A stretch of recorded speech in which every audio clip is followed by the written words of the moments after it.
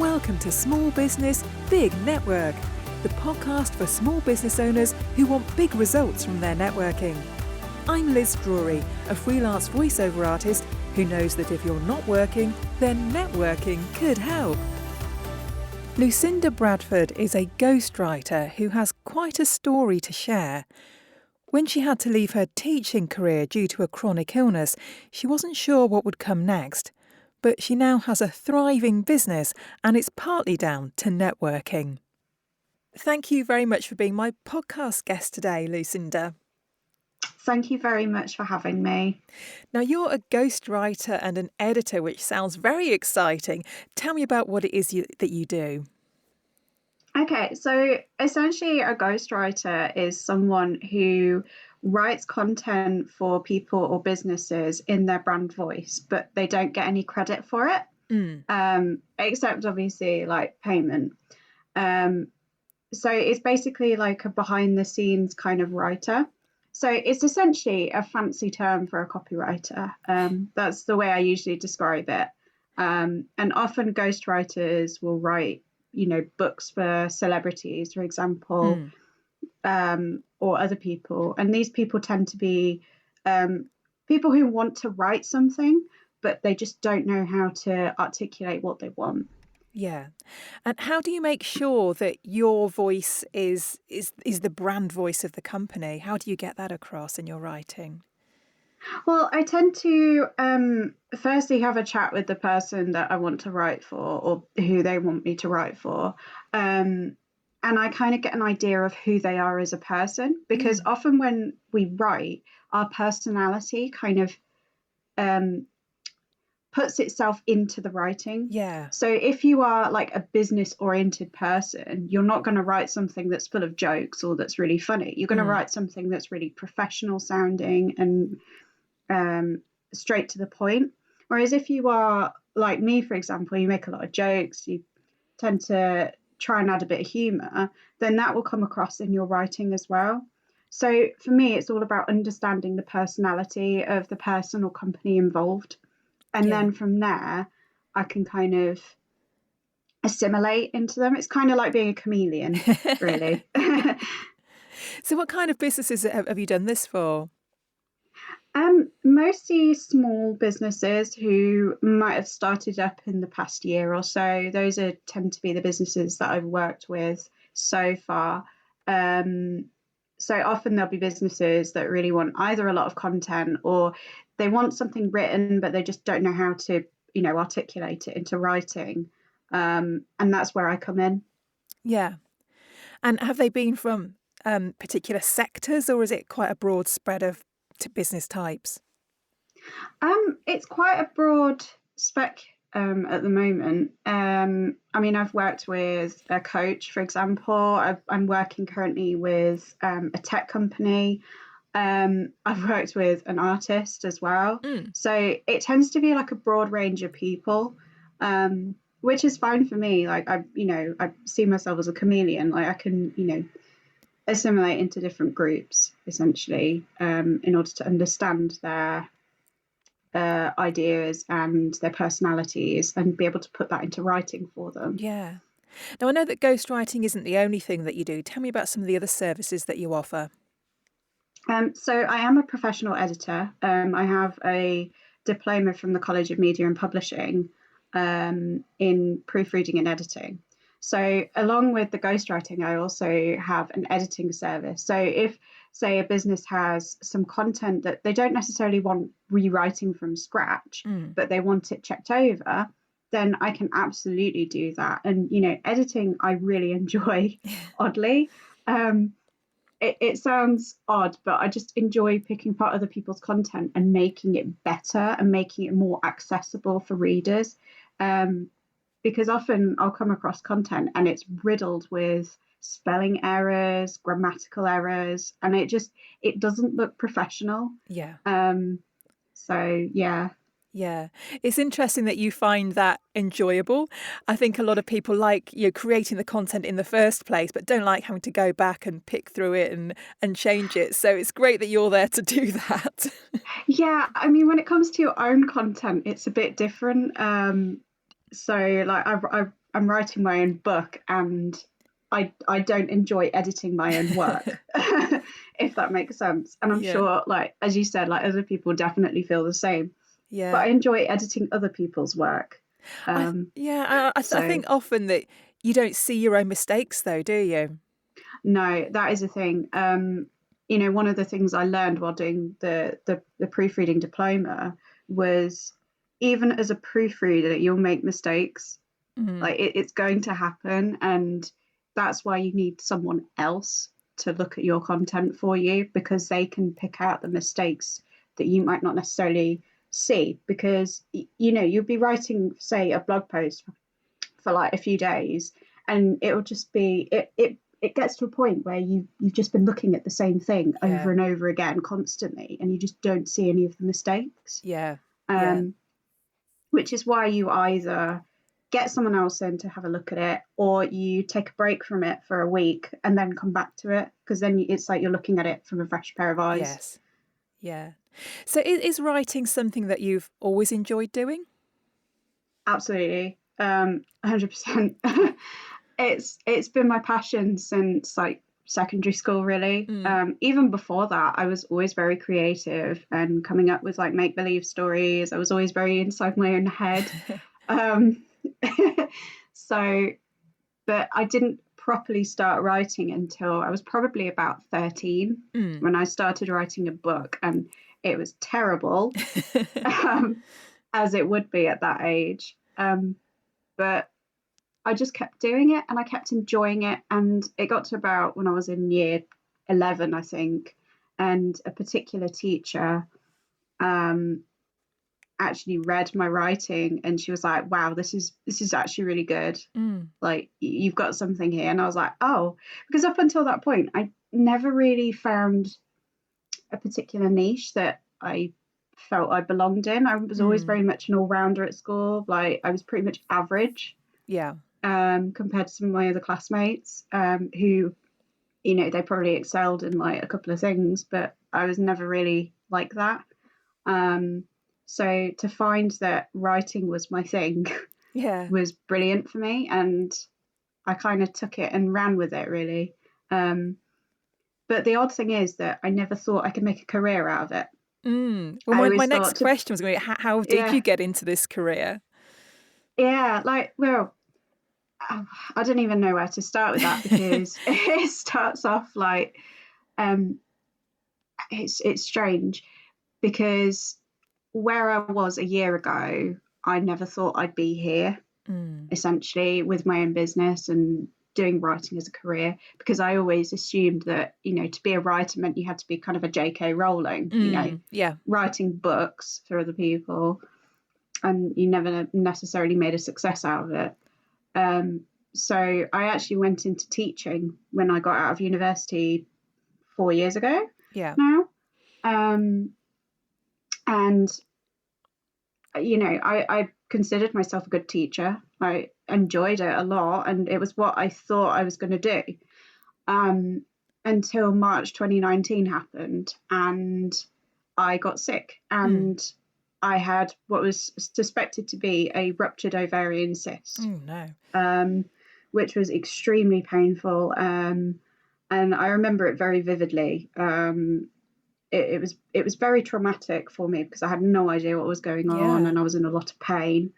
And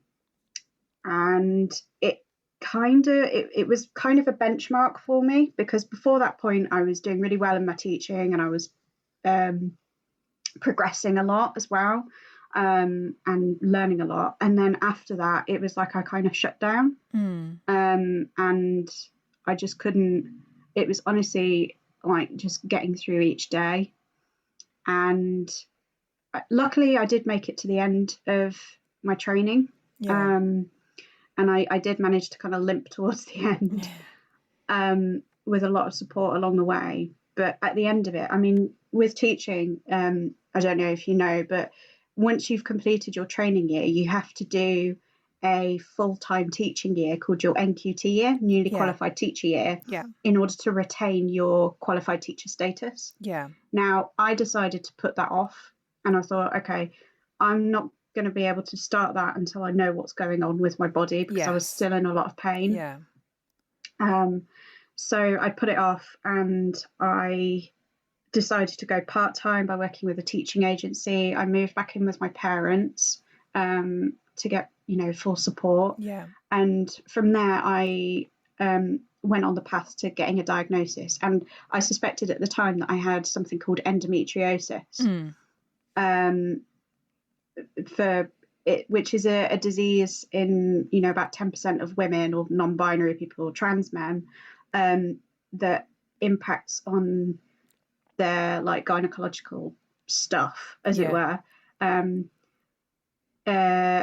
And so, I went on the path to getting diagnosed with that. And then obviously COVID happened. Yes. So everything got delayed. And, after a year of waiting and waiting, I finally got my surgery in January 2021. Yeah. And by the time I reached that point, I'd had enough with teaching. I just felt I couldn't do it anymore. And I remember sitting in the car with my mum and at the hospital being like, I can't do it. I just can't do it anymore, because the trauma I'd gone through was just, it just ruined it for me. And again, I was a completely different person compared to when I'd been doing my training year. Before March 2019. So once I decided to leave, I thought, well, what am I good at? I'm good at writing. And so I started to research how, what to do with that particular skill. And I came across freelance writing, and in particular, someone called Elle McCain, who is a Canadian freelance writer. And she's been a big inspiration to me, because she's a stay-at-home mum who has 2 twins, and she decided to go on the freelance writing path in order to kind of spend time with her twins. And that was what worked for her. So I was like, well, hang on, I've got this chronic condition. I can't go out to work because I'm limited by what I can do. I could work from home and do writing. So that's really how I kind of got into it. And then over the course of 2021, I learned lots. I got the diploma in editing and proofreading. And it kind of just grew from there, really. Bit of a long story, but that's really how I got here. So it sounds like once you'd made that decision to leave teaching, getting your own business set up happened quite quickly. Yeah. And I have to remember that as well, leaving teaching was a wrench for me, because it was something that I'd hung on to for so long. And honestly, I felt like a failure. And it took me a long time to get over that feeling. So with the whole business thing, I kind of just wanted to jump into it. Really. I wanted to learn as much as I could, and I started publishing content in March last year. So I did all of that, and I learned along the way, did a couple of courses to kind of get the feel for it. And then I finally, in August, got my first sale, and I was really excited. That's brilliant. So then along the way, I got the support I needed from the Chamber of Commerce as well, which kind of guided me for the rest of the year. So, Well, I don't think anyone can say that that's been a failure, Lucy, at all. No, I mean, obviously, like now I definitely don't feel that I'm a failure. But when I did decide to leave, I definitely felt like I was a failure, because I hadn't done a full-time year of teaching. I hadn't retained my qualification. I felt like my training year had been a waste of time. But in a way it wasn't, because it taught me a lot about myself, and it taught me a lot about organization and putting myself out there more, and just it did teach me a lot. So but at the time I was in a very dark place, and I was very depressed and stressed as well because of the pain. I can imagine.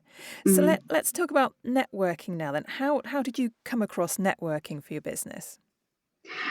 So it was actually through the support of the Chamber of Commerce that networking was suggested to me. And I'd never really thought about it. I thought with networking, it was going out to meet people. But obviously with COVID, it's changed everything. Yeah. So I've come into it at the kind of the tail end of COVID, and everyone's online already. So this is pretty normal for me doing, online Zoom events and stuff like that. So it really kind of just, it was suggested to me that networking was important. So I was like, okay, let's give this a go. I tried. The first networking event I attended was from the FSB, the Federation of Small Businesses. Yeah. And that was a really good first go. I remember when it got to my turn to do the pitch, my heart was racing because I was like, I've never done this before. What am I doing? And then I just kind of, fitted into it. And I found, wow, okay, I really enjoy this. I really enjoy meeting new people and learning about everyone's businesses and putting myself out there more. And then from that first meeting, I met loads of wonderful people who introduced me to their own networking groups. So that was really how it got started. So what difference do you think that networking has made to your business? Oh, it's been the main kind of, I guess, customer stream for my business. I haven't had any other customers, bar one or two, who've come from who've come from networking really. I'll meet people, and I think it's just the fact that obviously with writing and content writing, copywriting, it's quite a high demand. Yeah. So I'm lucky in that respect that, I'll go to a networking meeting and people go, oh, I need a writer. So, like for me as well, it's the one-to-ones after. Yes. So it's not just about going to the networking meeting, it's the one-to-ones that you book in with people. Yeah. And, even if they don't turn into a customer themselves, they can still pass your details on to other people. Yeah, so, absolutely. Yeah. So tell me about some of the networks that you've attended. You said you started with FSB. What else have you been to? The other big one is Talk Networking. Big shout out to Felicity here because she is what I call a bean. I call people who are just wholesome, lovely individuals beans. So I call it, she's lovely. And Talk Networking is brilliant. My favourite one's the Mingle, Talk Networking Mingle event, which is, I think it's an award-winning one. So there's that one. And then there's just a couple of other ones. So there was one called Go Networking, which I go to every so often, which holds like twilight and brunch meetings. And I often go to the twilight ones. And then a couple of other ones like the Wow Web, I occasionally go to as well. But for me, it's two main ones, which are the FSB and Talk Networking, which I found have been the most helpful to me, and the biggest reach as well. Yeah. So how important do you feel that online networking is for somebody like you who has a chronic condition where you're often in pain? Oh, it's essential, I think. I'm happy to go out to like in-person networking events, but if they're, further away, I can't drive there because of where my particular pain is and how I drive. If I drive for more than about half an hour, I'm in agony. So again, the in-person meetings, it depends where they are. So with something like online events, and now you can go to attend events that are based up in like Scotland, for example, and you can just turn up to like a Zoom event there and you're like, hey, which is great. And I think it's just so wonderful. It's just opened up a whole new world of businesses that ordinarily, chronic illness or not, you wouldn't have had access to. So I think it's absolutely essential, and I hope that they stay. Yes. I hope that they stay and be mixed with in-person events. Yeah, so do I. Yeah. Because your business, very much like mine, has no geographical restrictions. You can work for anybody anywhere, can't you? Yeah, pretty much. I mean, at the moment, I'm mostly working with UK-based businesses, but in the future, I mean, you never know. You might work with like people in the US, people in Canada, people in India. It's without limitations, really. Yeah. Which is great. Yeah. Mm. So is networking something that you would encourage other small business owners to do?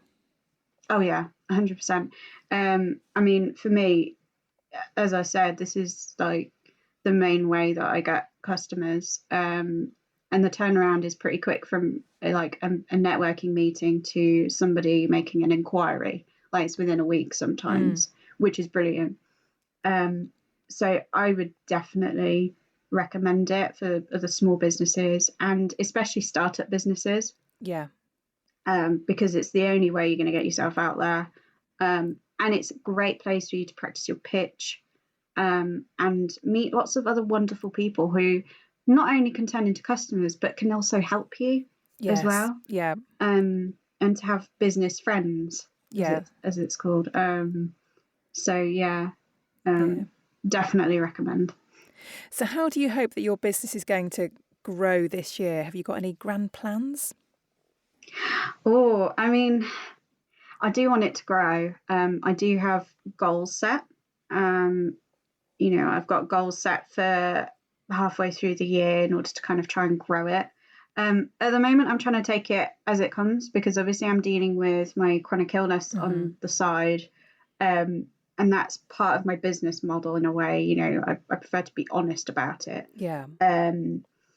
So yeah, it's kind of just taking it as it comes, still doing the networking, the marketing side of things, putting myself out there more, and just getting to know loads of other people. And I think the main thing is having fun with it. And I am having a lot of fun. I am enjoying every single step that I'm taking. And there's not one part of this process where I think, oh, I've got to do that. Oh, I just enjoy all of it. That's brilliant to hear. And that definitely comes across in your voice, how much you're enjoying doing it. Yeah, I love it. It is. I'm honestly living a dream at the moment. Compared to how I was literally a year ago when I just had my surgery and I was considering leaving teaching, it's like night and day. It's completely different. Yeah. Well, that's brilliant. So I wish you all the best on your continuing journey. And how can people find you if they'd like to know more about the services that you offer? So I have a website, which is www.lucindaelizabeth.com. You can find me there. I'm also very active on LinkedIn and my Facebook page under the handle Ghost Lucinda. So you can find me there. And, I'm on all other social platforms like Twitter and Pinterest and YouTube. No, not YouTube, sorry. Instagram. So you can find me there. But mostly my website and LinkedIn are the main places that you'll find me. Brilliant. Well, thank you so much for sharing your story with us. And as I said, just good luck for the future. And I hope that your business continues to flourish. Thank you very much. It's been a pleasure recording this with you. And I wish you all the best as well. Thank you. Thanks for listening to Small Business, Big Network. If you found this podcast useful, please do rate, review and subscribe. And don't forget to share it with the rest of your network too.